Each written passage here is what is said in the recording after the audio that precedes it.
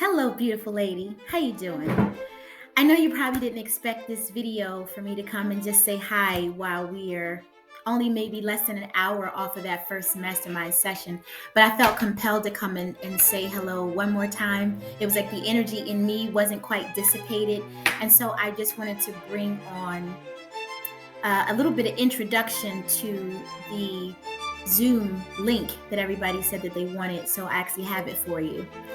But I just wanted to do a recap here. I'm Dr. Stephanie, the founder of Your Healing Place, moving you from panic to empowerment in every aspect of your life, one step at a time. But at this moment, we're talking about unclocking yourself, moving into a position of not being a victim, but acknowledging that you're a vessel. So you can actually discover your purpose to move into your passion.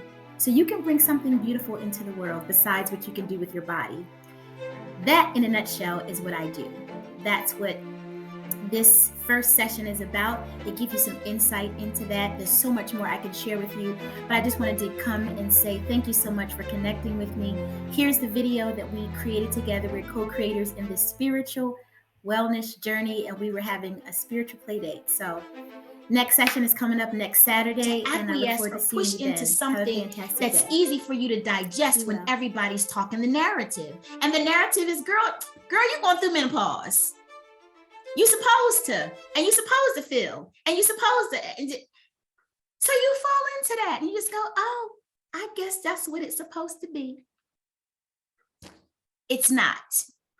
You've been socialized to believe that. Your power has been taken away. So your only thought process is, what do I do from here? And I'm here to tell you, if anybody's in their Bible, Scripture says, be transformed by the renewing of your mind.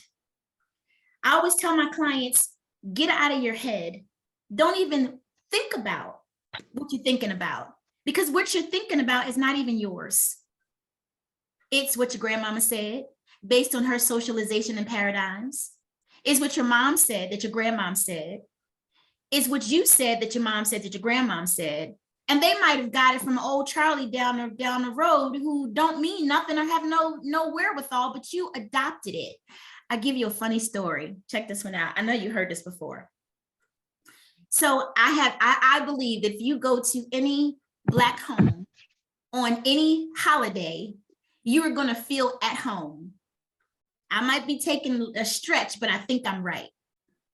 If I go to Nikita's house, if I go to Ramona's house, if I go to Patricia's house, if I go to Sharon's house or Tamika's house or Sean's house or John Shear's house, I'm probably going to have some turkey. I'm probably going to have some mac and cheese. I'm probably going to have some greens and rice and gravy. I'm probably going to have some string beans and sweet potatoes, a sweet potato pie, pineapple upside down cake. And if you go to somebody's house and they don't have mac and cheese, you feel like she didn't even cook. Am I saying it right? We are socialized that way, and that's our culture. So here's the story. Mother and daughter were in the kitchen, and the daughter says to mom, why do you cut the butts off the ham before you put it in the pan? She says, because my mom did it. She says, but why? She says, because my mom did it. She called grandma. Why do you cut the butts off the ham before you put it in the pan? She says, girl, baby, that's what my mama used to do.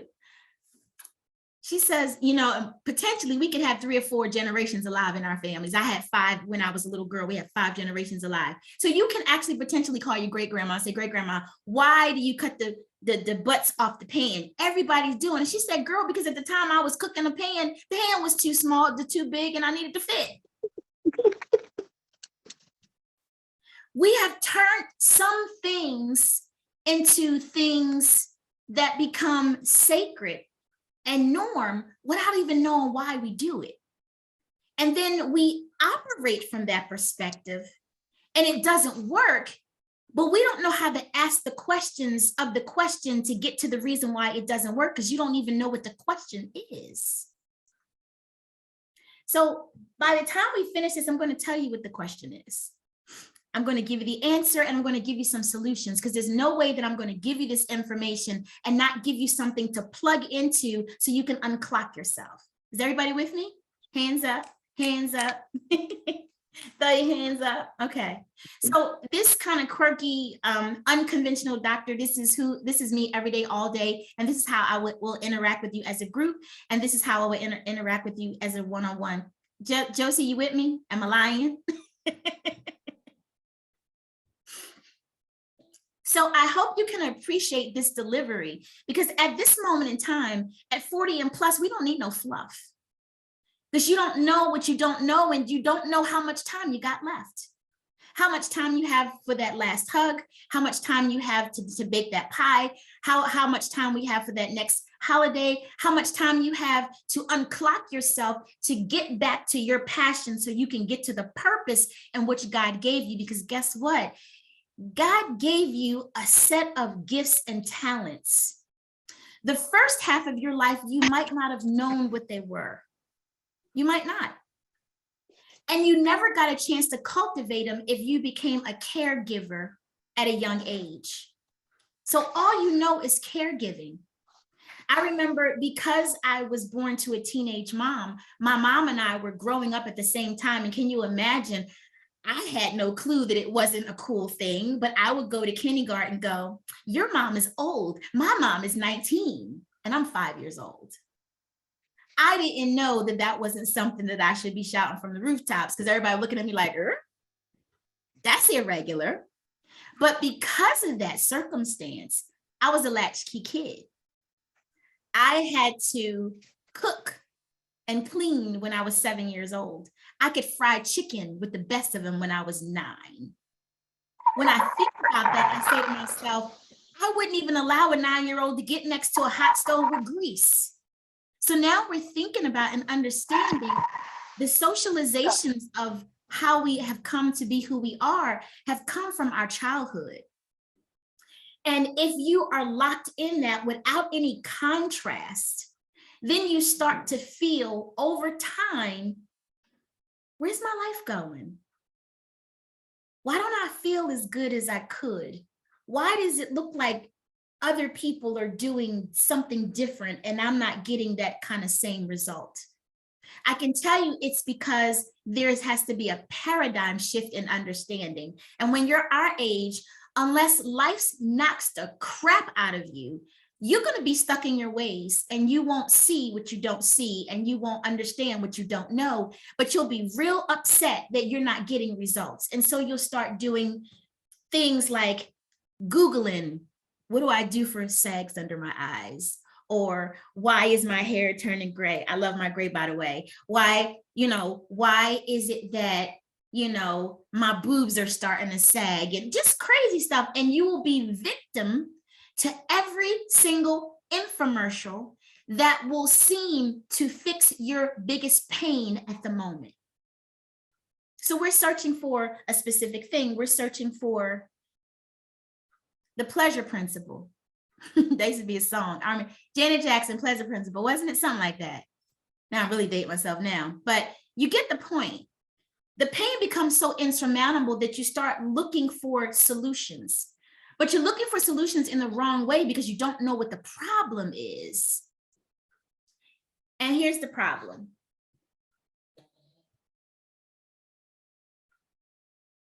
You're a vessel and you don't know it.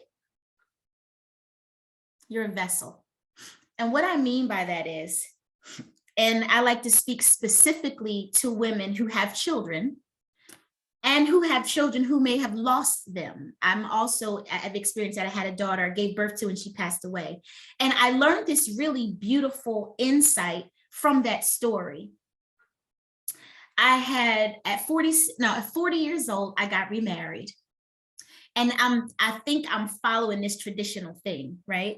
And by then I had already had children from my first marriage. But it was tumultuous because I married my high school sweetheart. We knew each other since I was 12. You guys can imagine the story. And we parted ways, and I was single for about 10 years. And at 39, I said to myself, you know what? I think I want to get married again.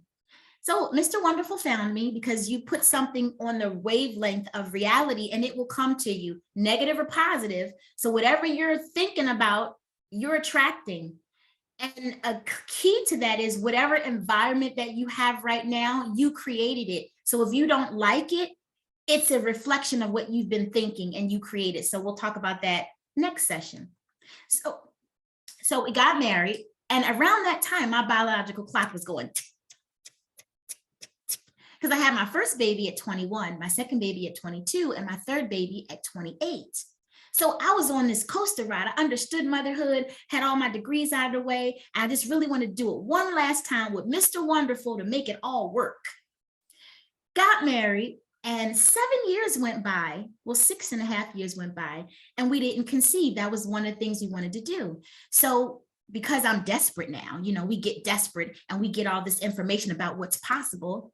I go to a fertility specialist and I say, look, I'm married, I'm 46. Can we do this? He does all the test work, and lo and behold, my 46-year-old body had 25-year-old eggs. Why was that possible? Because I was biologically younger than my chronological age, because I've been doing wellness for over 22 years. And so my body has actually shown that it's working because of that. We'll talk about spirit, mind, and body as it connects. So I do the IVF, and guess what? It works the very first time. I get pregnant. I'm so excited, but I have to do this chorionic villi test, and they have to go into my water, my cervix, and pull amniotic fluid out. And the guy did it 3 times. And the excuse he used was, Black women have curved cervix. So he blamed it on me. Nevertheless, my water broke. I gave birth to my daughter at 25 weeks, and she died. I was devastated. I died. The old me died, definitely. She's gone. The new me is transformed, but she didn't get transformed quickly. She started transforming with stress cardiomyopathy, broken heart syndrome, where I had to wear a heart monitor. She started having kidney problems. She started having respiratory problems, and her thyroid gland slowed down. So I had a goiter, bulgy eyes, heart racing, heart palpitation, kidney problems. I was going through it. And I said to myself, this is insane. Now, I know that I'm a naturopath and I've understood spirit, mind, and body, but it wasn't until I had this experience that I was able to pull it all together. And what it taught me was grief is compounding. And my daughter shared with me in the spirit, she says, Mom, the problems that you're having, I was the catalyst to open the door, but you had hurt your whole life. And me showing up the way I showed up just opened that door, and your body manifested all of those emotional blockages. So I got asthma when I was 35. Like, how do you get asthma at 35? Grief. My father was murdered when I was 33. I had kidney problems, fear. Not only was I fearing my upbringing, because it was kind of interesting having a teenage young mom at the same time that I'm growing up, I was put in a lot of situations where my safety was compromised. So there was fear. No. But you don't see all that, because when you try to explain it to somebody and you want to communicate it, nobody wants to hear it. And in Black families, counseling, therapy, girl, you better put your big girl panties on and keep it moving. You got something to do. You got to get that job. You got to raise those kids as a single mom, right? You got to get your degree at night, or however you got to get it, so you can get the come up to break the glass ceiling that's unreachable and unfathomable for you, because everybody been teaching you to play small. Anytime you play in small, it's because somebody said, be quiet. Where do you think this energy goes? It stays right in you. So giving too much nurturing turns into breast cancer. Not having enough sweetness in life turns into sugar diabetes.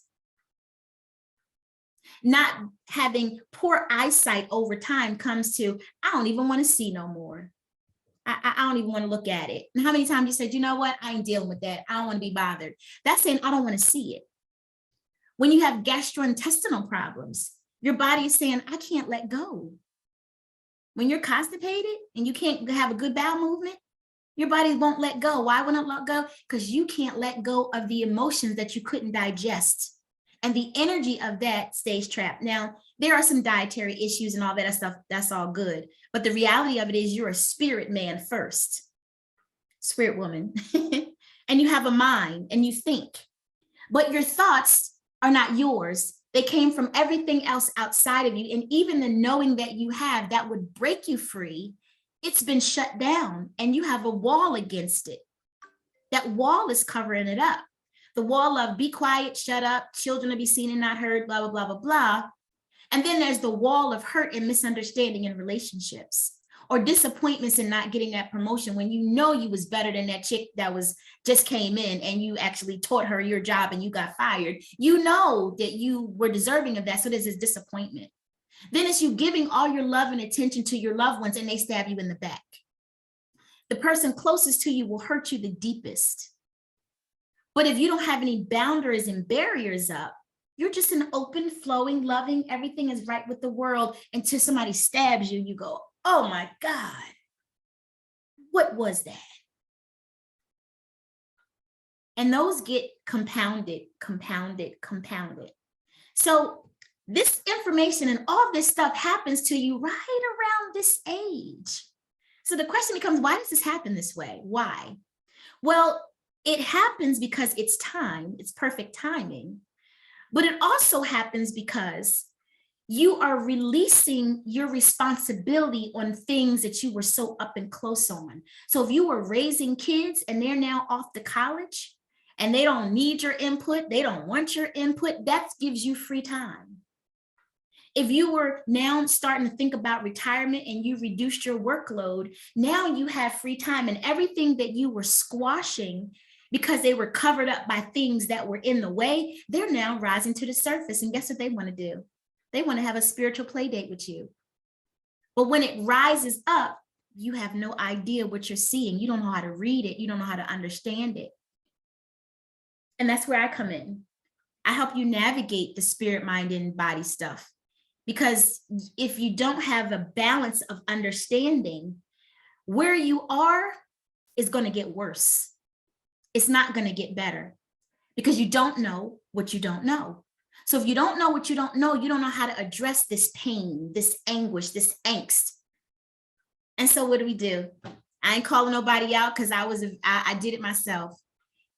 Nobody has to know what I'm thinking and feeling on the outside. So I'm going to dress up my outside and make it all look like I got it all together, right? I'm going to do all that outside beautification. And in the inside, my system is melting.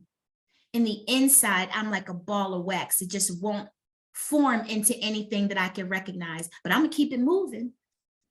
And I'm going to put my big girl panties on. And then you get to a point where you don't even know where you're moving to. You're just moving for moving's sake. And then you find yourself not being productive. And then you find yourself starting to pull in because you don't know what else to do. The world outside of you seems really weird because you haven't been paying attention to the world. You've been paying attention to all the people that you give your power to. And so you may have lived vicariously through them. I got to take my granddaughter to her doctor's appointment. I got to go and get my daughter or my son in football practice. I got to go and get this stuff out the cleaners for my husband. Or I got to cook this for the church. And all of this giving. I'm not saying that all that giving is not significant because that's where our reward comes from, service. But you have to know when to give and when not to give. And that's when boundaries come in. And we lose our sense of boundaries. When you lose your sense of boundaries, one of the things that also happens to you is you start to feel like, I don't know who I am, because now you've absorbed other people's energy and you've attached it to yourself and you don't understand that what you're feeling isn't yours. So you might be trying to process something, an emotion, a mood, some energy with it, because you think it's yours, but you never think out of the box and say, wait a minute, is this even mine? So we connect and we pull on and we grab everybody's stuff. And then we become so heavy, we go, girl, I done gained 30 pounds in the last 10 years. Well, how about that 30 pounds is not just weight? How about it's weight? Weight, right? But you don't know that you don't know this.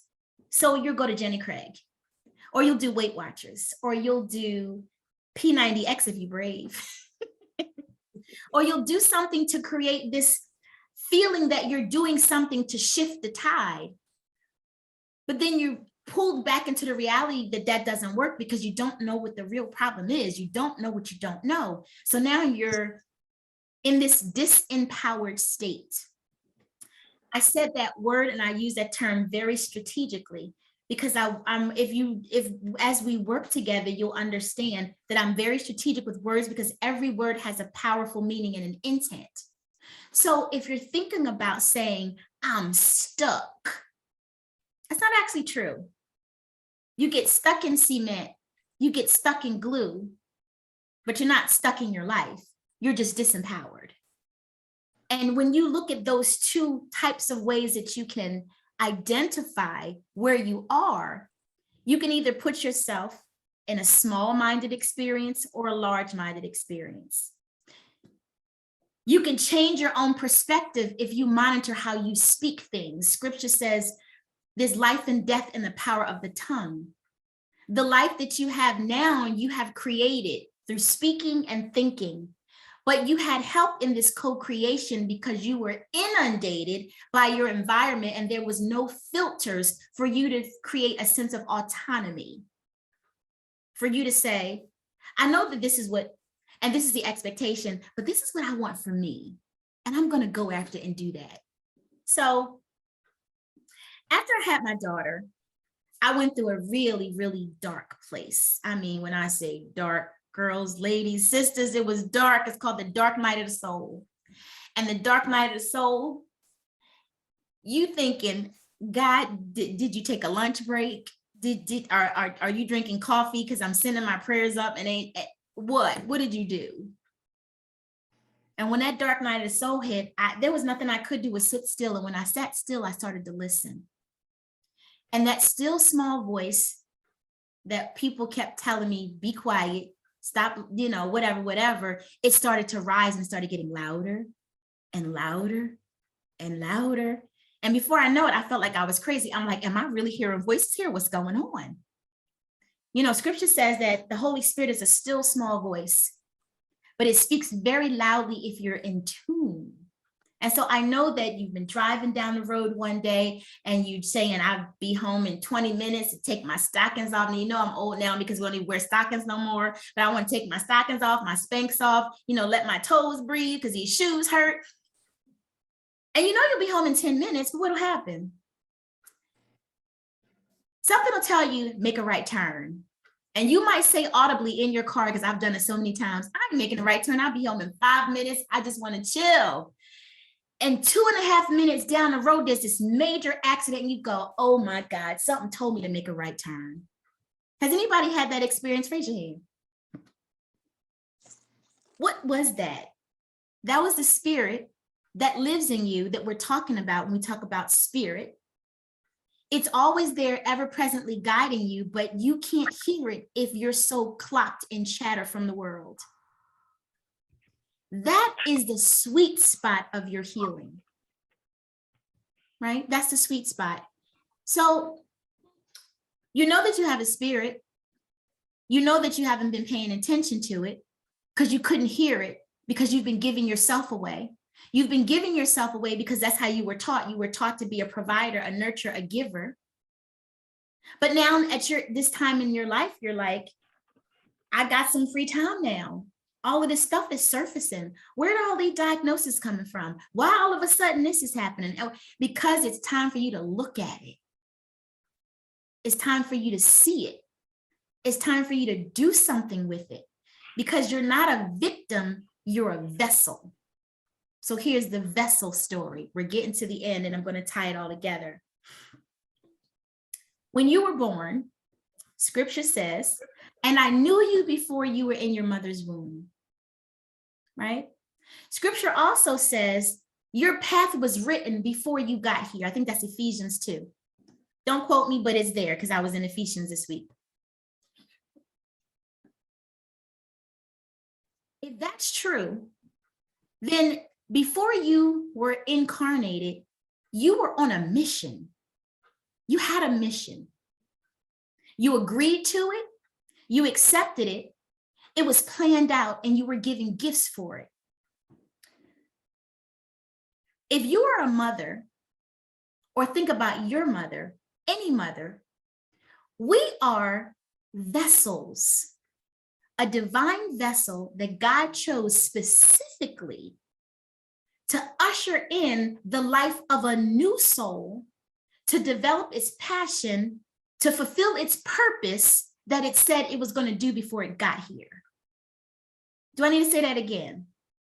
Everybody got me. You were a vessel, a divine, sacred vessel that God said, oh, my daughter, you right there?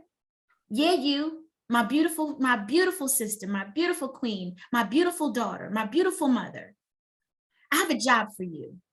Your job is to be a vessel for this new soul to come into the world, to discover its passion, to fulfill its purpose, in which I gave it breath.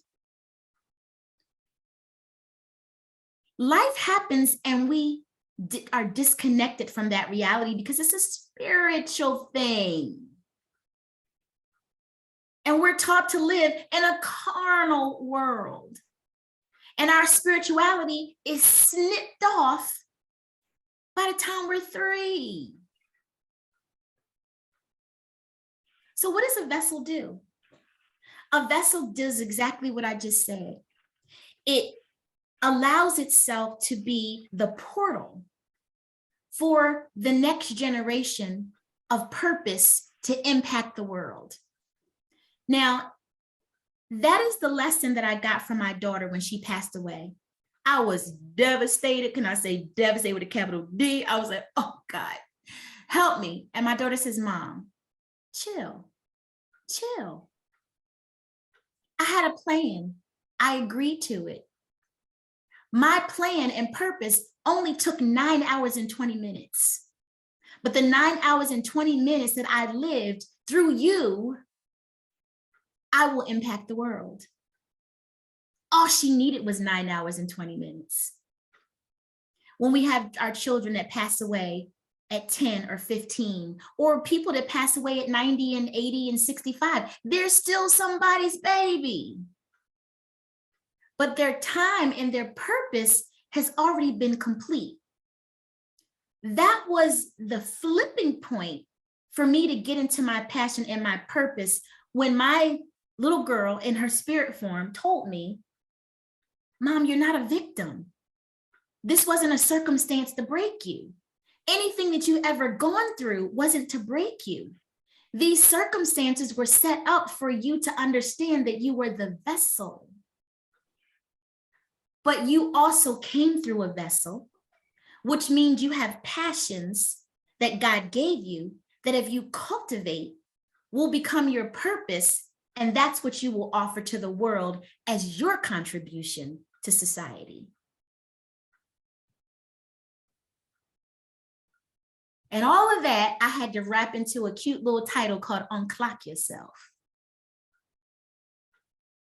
Is everybody with me? Because we think that our sense of value is based on what we can create with our bodies, that biological clock. I have 5 beautiful kids. I have 7 great-grand. I'm just saying numbers. I have 3 children, an angel, and a granddaughter. I never discount my daughter, the one that passed away, Melody. So when you have that sense of understanding, you can see very clearly that your life was meant for more than what it is right now. And you couldn't see it until you got to this point, because the things that you were having to do as part of that vessel journey is over. Successfully, good, bad, or indifferent, your job was done after you gave birth, because when that soul came into the world, and I'm talking to mothers, your job was done. You did that spiritual contract. Nurturing, loving, providing, cooking, cleaning, doing hair, brushing teeth, polishing sneakers, whatever all that is, that's just part of that process. But when that soul came into the world, it wasn't yours. At that moment, you were supposed to compartmentalize and say, this is one aspect of who I am, but I have other parts of myself that I need to cultivate so I can fulfill my purpose and be whole. Isn't it interesting when we become martyrs and we're self-deprecating and we give ourselves away? We ain't appreciate it, are we? And you're like, all the things I did for them, I can't believe they can. The reason why it wasn't reciprocated because they saw energetically that you were giving yourself away and it devalued you in some form. We ever notice, and I'm gonna say this, and I'm gonna say it in the most endearing term, and I hope I don't offend anybody, but I know that I won't, but I'm just gonna be raw and be me. You ever hear the term of saying, if you be a bitch, everybody love you? And that's because you set boundaries and that's how they will perceive it. But that's where your respect comes in. You're respected when you set boundaries.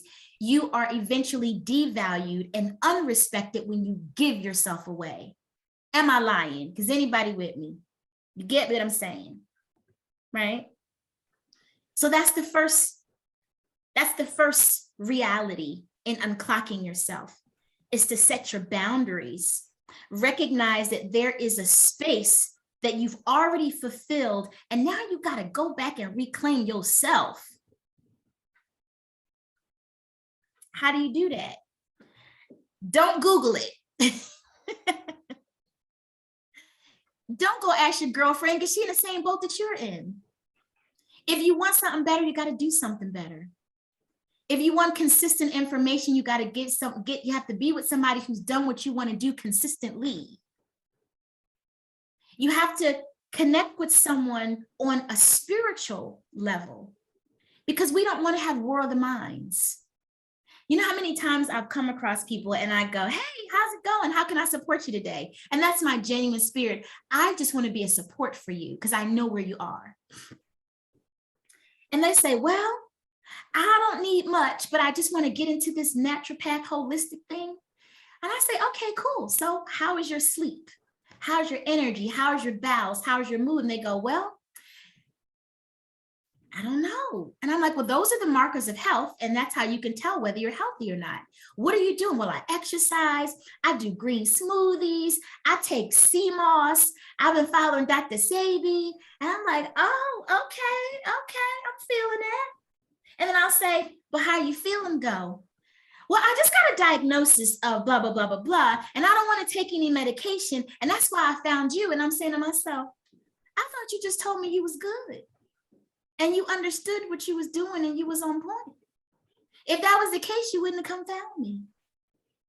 Because you don't know what you don't know. And until you connect with somebody who can really support you, you will be forever shooting in the dark, trying to find your way out. And if you can't find your way out, then you'll create artificial scenarios to pretend that you are when you are not well. And that's just how life goes. So I believe that this was a divine intervention. I feel like I've been plopped in a reality to be an intercessor for my sisters, an intercessor for women in this age bracket, because we only know what we've been taught. Like why we cut the ham off the butts off the ham. We were taught that, but nobody asked why. We just did it. You know how much ham you wasted? If you still eat pork, I used to. My family's. I used to say I'm a northern girl with southern roots. So in my house we had pig feet and chillings and hog maws and all kinds of stuff that I would not advocate today. But I ain't knocking it. I like it, but I wouldn't touch it. It's a social thing. I've been socialized that way. But now that I know better, I do better. And I'd like to have the opportunity to move you from panic to empowerment, because I know that's why you're where you are, because that's why you're here. Like, what this chick got something to say? I done heard her all. What can she tell me different? Hopefully, I told you some things that you already knew, but expounded your perspective on how to look at it. Because there's nothing new under the sun. Hopefully, I gave you a perspective of where you are and maybe feeling victimized in your experiences, but giving you the truth that you're a vessel and you're a vessel and there's a reason why. And the last nugget of wisdom I want to give you is I talked about passion. And passion is something that you knew before you were in your mother's womb. It's tied to your purpose. And a lot of people don't know how to find it, but it's very easy to find. But I gave you a clue in the beginning.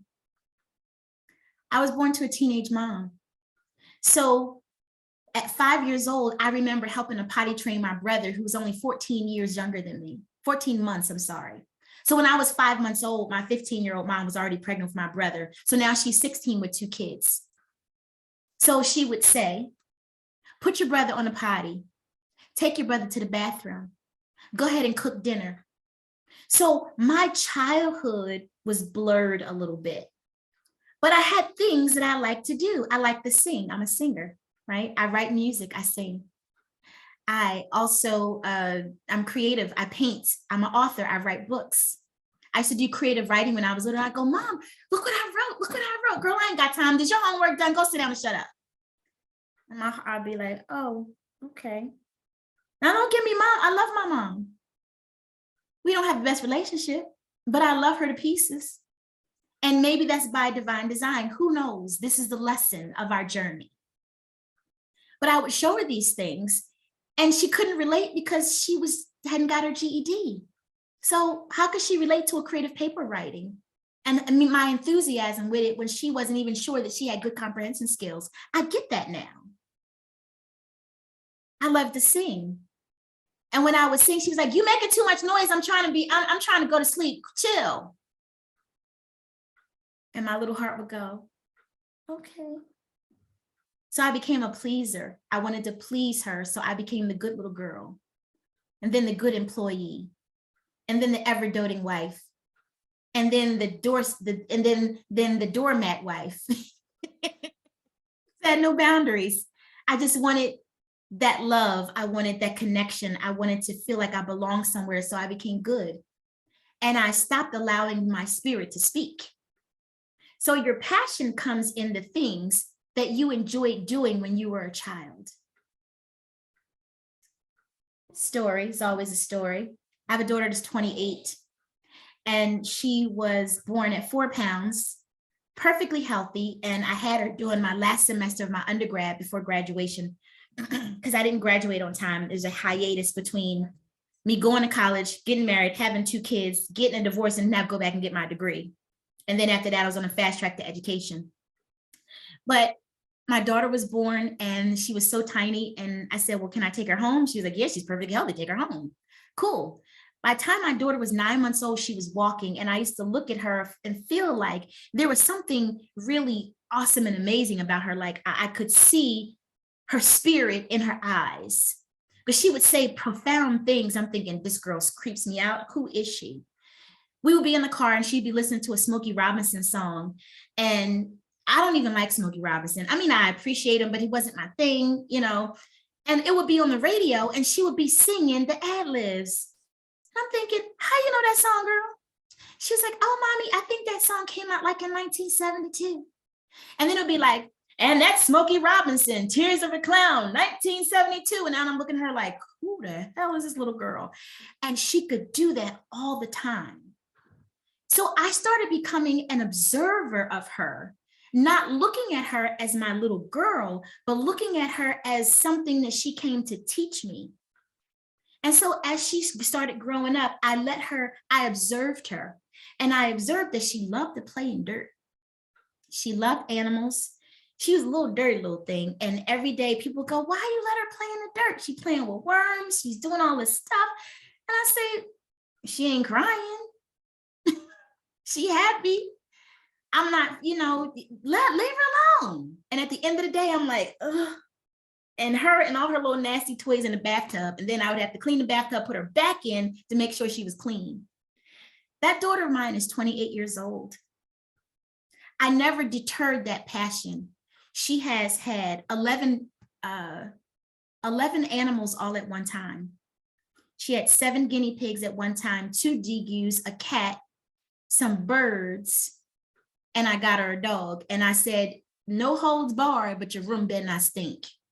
And as long as I got the little hay stuff, she was very diligent, keeping her little, and she was doing this kind of stuff at 7, 8, and 9, but she wasn't cooking. I showed her how to wash the windows and wash the dish, so I was sure that she could take care of herself, but it wasn't mandatory. I gave her an opportunity to be a child and find her passions. What is she doing now? Now my daughter is an environmental biologist, and she travels all over the world as a little Black girl, 85 pounds, swimming with whale sharks, tagging birds, in the Mayan temples, doing bird watching in all over the world. So as her vessel brought that soul into the world, the Holy Spirit taught me and showed me not to stifle what he wanted to do with her and to understand my position. And because I understood that, then I had to come back and go, oh, then there's got to be something else I'm supposed to be doing. That's when the light bulb came on. So I went back into my memory bank and I started speaking, allowing my spirit to speak. And it took me into singing, studio time. It took me into speaking. My mom used to say, you talk too damn much. I remember when I was 2 years old, I would tell everybody, my name is Stephanie Evelyn Brown, and my phone number is VA52213. Remember numbers had that letters? And I'm saying, but you taught me that information. And then you would say, look at my daughter, she's so smart. And then I thought that I was being a good little girl by parroting what she taught me. It wasn't that I was trying to be, what'd she say? Precocious. It was the gift that God gave me, because guess what, y'all? I was born with teeth. With 2 teeth. There's such mystery into this. You were born with a passion. It is hidden in your childhood. It is the very thing that you enjoy doing that maybe got slapped out of your hand through responsibility. It got slapped out of your hand because you didn't have the support. Now we have these soccer moms. Back then it was like, soccer what? You better sit on that step and be quiet, And if you could do anything, you had to stay within the parameter of your front step. And you had to be on the step by the street lights came on. So your sense of creativity was very stifled in our developmental time of growing up. If we had parents that didn't allow us to have relationships, I don't want nobody in my house, and don't you go to nobody's house. Then you didn't learn perspectives from different cultures and different peoples and different families. And the only perspective you had was yours, and the one was in your house. And now you're wondering why you can't interact with other people in relationship. Because that opportunity was also put in a box. Right? Oh, honey, we don't do that. We don't talk to strangers. No, I ain't talking about getting in somebody's car. But now we could be in a supermarket and you could say now, oh my goodness, your sweater is so amazing. Where'd you get that? You're talking to a stranger, aren't you? And that stranger could become your very best friend or tell you where you got that awesome sweater from. But because we're so closed in through our socialization, a lot of who we are has been clocked off. And so we only know this small part of us. And that small part in a box is what's creating our cocoon. But it's time to bust out and become a butterfly. And that's why I got it behind me with the logo. Because it's time to come out. It's time to be expansive. So if you've been having heart problems, if you've been having relationship problems, if you've been having financial problems, if you've been having any kind of problems, it's all tied into your identity of how you see yourself. You might not say verbally, I'm a victim, but your environment around you will tell you how you feel about yourself. Is there clutter everywhere? Is everything in nice, neat orders? Do you say, I got organized chaos, but you can't remember anything and you're confused? Do you have the energy that you want to be able to get up and just walk around the block? Do you have the curiosity to go and venture into things that you don't normally venture into? Is your mind expansive? If all of these things are not where they need to be, then you are in what we call a victim mentality. It's time to get into the vessel realization. So what I'd like to do right now is I'm going to put somebody in a hot seat. And the first person that types in the chat, me, is going to be it. And we're going to have a really candid conversation to unpack something for you. Who's game? Everybody game? Just say me. Whoever says me first is it. Let me see who it is. Ah, all right. It's Ramona. Hey, beautiful. Now let me find you. There you go. So I'm asking to unmute. So go ahead and unmute yourself. Hello, queens. Hey. Hello, doctor. Hello. How are you? I'm well, thank you. Good. Is anything I'm saying resonating with you? Absolutely, 100%. And divine intervention is actually taking place because this is my journey for the last, I would say, 3 to 5 years in discovering who I am as a person. So I had to understand who that is. Yeah. And everything you say, I resonate with everything because even with the music, it's like I just joined a band, okay? I used to sing. Me and that lady down there named Arvis, we used to sing. So it's almost like, Donna, you connected us at the right time. Thank you, sister, because it is just a beautiful experience. And hearing everything you said is really my journey right now. So the boundaries, the balance, grounding, trying to be part of nature. And it's crazy because just out of my mouth, that's why when you say what you speak is powerful. I just said to Arvis, I need to find me a naturopathic doctor. I don't want to be with doctors anymore. So I'm getting chills because the Spirit of God is working. And all of this is the intervention, everything that I needed to confirm all of that. So I am graciously thankful for all that you're saying. It's right where I'm at. It is so powerful and I'm just so connected to it. So yes, that's where I'm at right now. So thank you. Woo. Okay, so I got goosebumps. I did too. Anybody get goosebumps? Like goosebumps all over the place. Dr. Stephanie. Yes, ma'am. And I know you're going to speak. When Ramona was speaking, my right leg was going up and down, stomping. Just because Ramona mentioned divine intervention, and I kind of told most of the people I spoke to, I'm in the office with Tamika. We're talking about strictly business. And from that, she happened to call Dr. Stephanie for something totally different, put me on speaker because I was in her office, the right thing to do, introduce us. And ladies, Dr. Stephanie started talking about unclock. And I said, wait a minute, I got to write that down. I never heard unclock.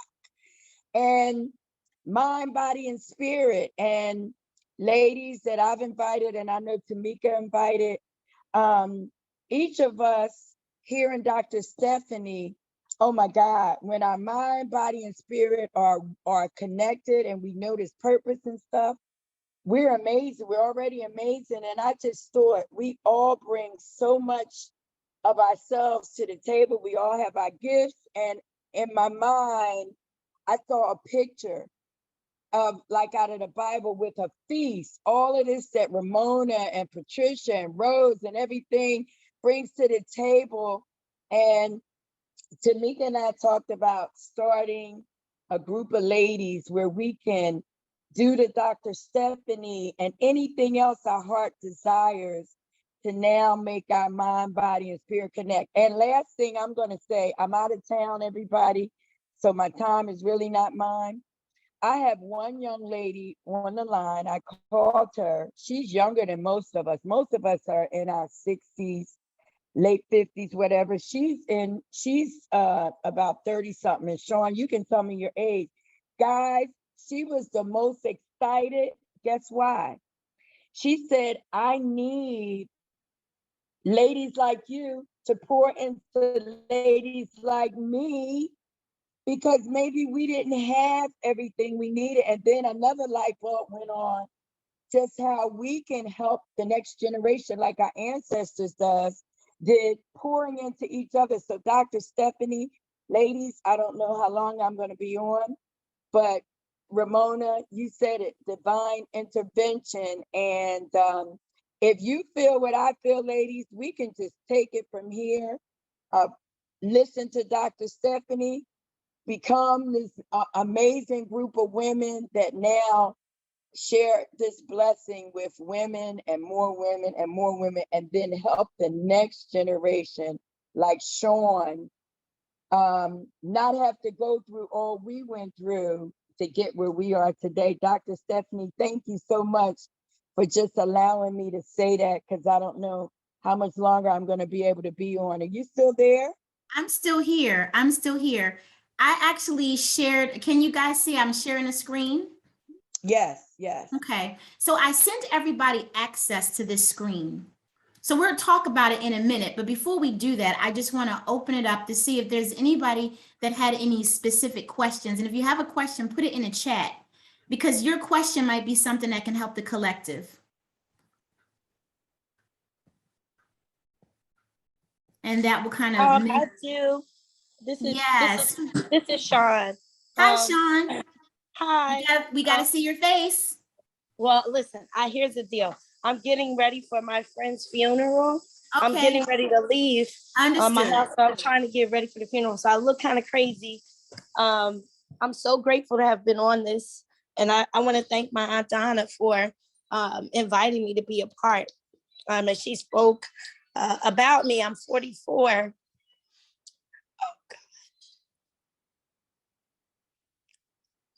Okay, I'm sorry, y'all. She's emotional. It's okay, I am, Sean. It's okay. We want to hear you. Yes. I'm deeply moved. Deeply moved. Beyond grateful for this time I've had with you ladies today. And to listen to what you had to impart today, Dr. Stephanie, especially before I get to go to my friend's service and speak at her service. She had 4 children, her and her husband. And one of the last conversations we had was about motherhood. And she was saying she felt like she needed to stay. She wasn't ready to go because she wanted to finish raising her children. And I understood that. I didn't get married until 38, and I had my son at almost 40. So I did get to do so many things before becoming a mother, and I'm grateful for that. But we talked and held hands and cried together, and I talked to her about how I have an inner struggle of my own, that I have to remind myself constantly that God loves my son more than me. And we talked about how, feeling like, how is it possible that anybody could love this child more than me, that I carried him in my body, blah, blah, blah. And recognizing that as believers, that she and I both know that what the scripture says, and Dr. Stephanie spoke of it today about God knowing you before he formed you in your mother's womb. So we talked about that, and I said, now I know God loves him more than me. But I just have to keep reminding myself of that so that I don't get sucked into believing that he is all that I'm all he needs, and all of this stuff. So she hit on so many things that I needed to hear, to remind myself of how to not, how he belongs to God, that I'm a vessel, but that he is God. And so all of the things today that were said was so powerful, and I'm so grateful for that. And I'm wondering, my question is, I saw that this is being recorded. I just want to know, would we all have access to this recording? Because I do believe strongly that there are some women in my life that I would have loved to have heard this today, especially my sisters, and even my mother, really. But I would love to be able to share it. And I'm sure other ladies on this Zoom today would have loved to be able to share it with others if we could have your permission to do that. That was my question. But I do want to thank you, Dr. Stephanie, and I want to thank you, Aunt Donna. I was initially only planning on being on the first 30 minutes of this call because I knew I had to get ready for the service, but I couldn't hang up. So I'm grateful that I stayed the course and stayed on and just did what I needed to do while I listened and altered what I had going on so that I could be a part. So I'm thankful. Thank y'all. Oh, Sean, that is so powerful. You tapped into what it looks like when you allow the Spirit to lead you. You tapped into that. All of you did, actually, because you could have been doing anything today, but something wouldn't let you not get on this call. It's because your soul is calling for more. Your soul is calling for more. Your superpower wants to be expressed, and your superpower is your feminine energy. Your feminine energy, and we're going to talk about that next session. Feminine energy, that's going to be hot, y'all. Next session is next Saturday, and then I'll see you guys live on the 19th in New Jersey. But you're here because it's your time. You're here because I need you.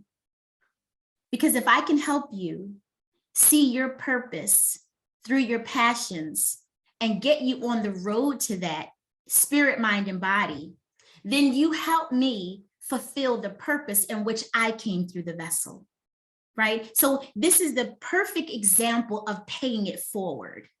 I need you.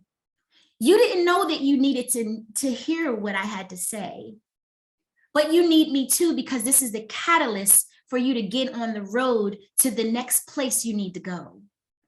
But you didn't know what you didn't know. You don't know why you don't know what you don't know. You just know that I ain't feeling my best and my back hurt. And what my prescription is now trifocals. What the heck? Right? This is what you know. But you don't know what it really means. So I have several ways to engage you and to bring you online to this new perspective. And what my goal is to put everybody into a group coaching session twice a week. It requires your commitment and your dedication and your wherewithal, because I guarantee you, if you give me 2 days a week of your time, just 90 minutes each time, in 3 months, we're done and you will be able to fly. Actualizing your purpose because you knew your passion and now feeling fulfilled after you unclocked yourself. Because I ain't having no more babies. I'm 55. It was heroic activity when I did it at 46, right? I'm grateful for the experience. And I probably would have did it again because that was what my soul was calling me to do. That was what Melody needed to do to get me to this point. So again, I didn't know what I didn't know. I thought I was doing one thing for something else, but God said, you think this is all you're doing? This is my plan. This is my plan.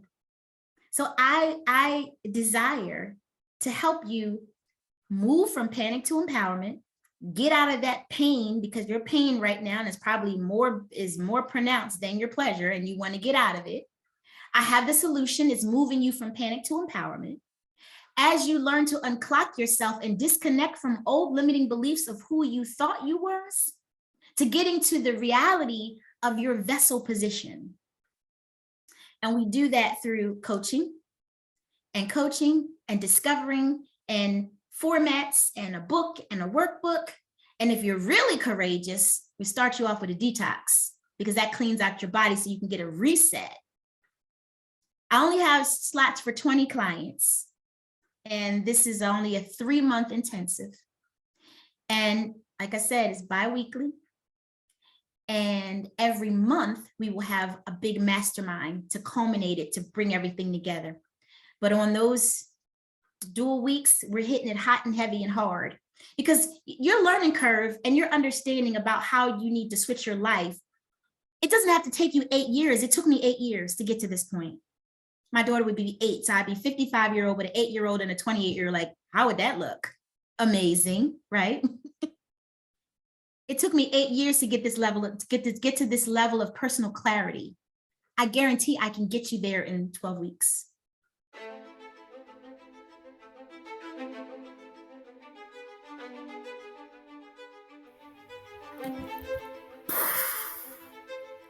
So, what do you think? Was your mind blown? Was your spirit ignited? Did you feel a sense of empowerment? Were you inspired to want to know more, do more, investigate what your passion is so you can get to your purpose? Did you identify yourself as the victim or the vessel? Or maybe both. But by time we finished, I'm sure that you understood the distinction and you were able to choose the one that has taken you from panic to empowerment. So what's next? What do we do next? Well, I have several ways that I can engage with you. I am only taking 20 clients my next session. I might bump it up if there is a demand, but 20 is the capacity that I usually work with. And I work with a group of women twice a week.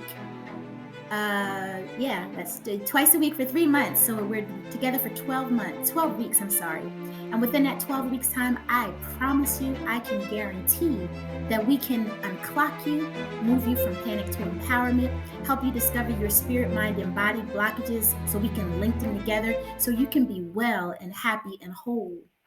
Your life is not defined by, oh, I'm over 40, so these things are supposed to be happening to me. No, your life is defined by the purpose that God gave you before he knew you in your mother's womb.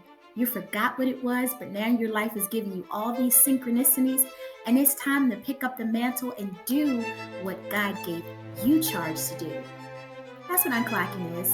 Nothing more, nothing less. So if you're interested in connecting with me, the first thing I ask you to do is book a Zoom wellness consult. And we'll get a chance to just one-on-one and chat and feel around and see what we need to see. That way I can show you the naturopathic side, the technology, the nutrition, the hair tissue analysis, the herbs, my ability to scan you from the comforts of your home and see all of your organs and tap into those organs to see what they are and how they relate to your emotions and how it's so much stuff that there is out there. So you learn that you don't know what you don't know. And since you don't know what you don't know, you probably want to do a Zoom consult. And after that, I know that you'll be ready to jump into the group coaching module. And then there's other ways that we can work together one-on-one. But that's the first step, Zoom wellness consult. And then let's just go ahead and jump into the group coaching experience. It's 12 weeks, twice a week, right? And then there's a once a month mastermind where we all get together and do like a Saturday experience. And then there's also going to be a Facebook page where you can get question and answers. And this is an intensive just for 3 months of your time. I can show you in 3 months what took me 8 years to discover. We don't know how much time we have, y'all, but we definitely know one thing. There's something else for you to do. And you might not know how to do it. I can help you get there. So let's talk about it. Book that Zoom wellness consult and let's get ready to prepare ourselves to be a part of that group coaching experience. Until next time, take care.